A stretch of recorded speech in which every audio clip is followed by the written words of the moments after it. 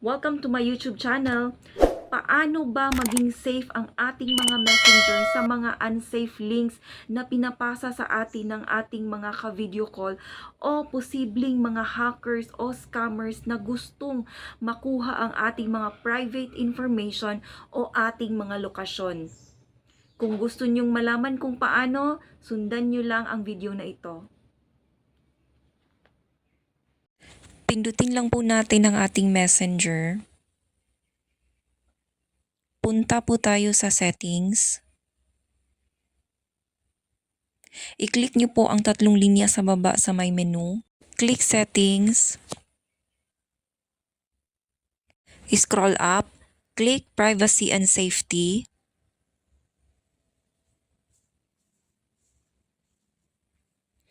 Then, hanapin ang safe browsing. Dapat po ay naka-turn on itong advanced browsing protection dahil maraming ngayon ang nahahack sa messenger.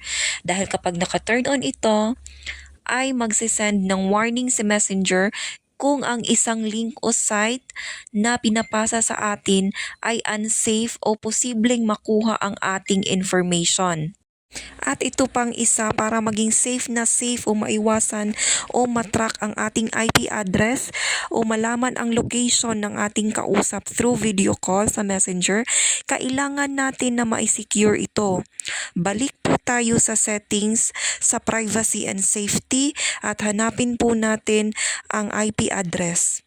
Kailangan po nating itong ma-turn on dahil ito ay isang security settings ni Messenger kung saan ay pinoprotektahan ang ating IP address sa mga potential hackers at ma-detect ang ating IP address na hindi natin namamalayan habang meron tayong ka-video call sa ating Messenger.